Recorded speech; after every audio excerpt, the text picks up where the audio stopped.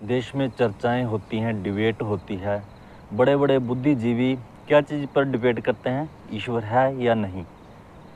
ईश्वर है या नहीं, ये सवाल ही गलत है, क्योंकि कोई भी ऐसा पैमाना नहीं है जिससे आप सिद्ध कर सकते हैं कि ईश्वर है, और ना ही कोई ऐसा पैमाना है, ना कोई साइंस, ना कुछ और जो सिद्ध कर सकती है ईश्वर नहीं है।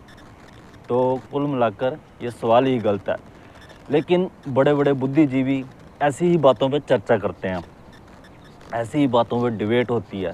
हालांकि डिबेट, चर्चाएं होनी चाहिए कि देश के हालात कैसे सुधरें, देश में बढ़ती गरीबी या बढ़ती जनसंख्या या जो लिटरेसी रेट है वो डाउन हो रहा है, उसको कैसे सुधारा जा सके, और देश में इतना करप्शन बढ़ रहा है उसको कैसे सुधारा जा सके, देश को आगे कैसे बढ़ाया जा सके, इन बातों पे डिबेट होनी चाहिए।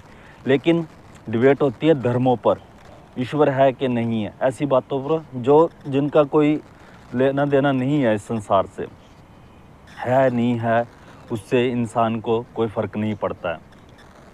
लेकिन दूसरी तरफ इतिहास गवाह है, जब भी धर्म के ऊपर चर्चाएं हुई हैं, धर्म के ऊपर जो है वार्तालाप हुआ है, इसके ऊपर डिबेट हुई हैं, धर्म के पीछे लोग भागे हैं, तो इतिहास गवाह है कि खून ही बहा है। क्योंकि शायद ही कोई धर्म जो है इंसान को इंसानियत सिखा रहा है।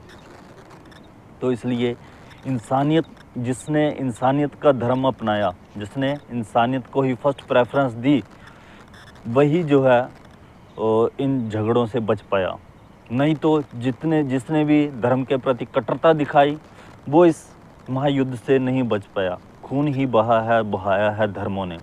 ओशो जी एक बात सुनाते थे कि अगर मान लो हम पानी से भरे कुएं में बाल्टी डालेंगे तो उसमें से बाल्टी में क्या निकलेगा? पानी, क्योंकि उसमें पानी था। कुएं में कुछ और होता तो और निकलता, पानी था, पानी निकला। उसी तरह से धर्मों के ऊपर बात करने से क्या होता है? लहू जितना भी आप इतिहास खंगाल के देखोगे, धर्मों के पीछे लहू ही बहा है। तो इसका क्या मतलब है? धर्म की बात करने पर जो धर्म में होगा वही निकलेगा। जो दंगे फसाद, एक दूसरे से नफरत, लड़ाई झगड़े, वही निकलेगा।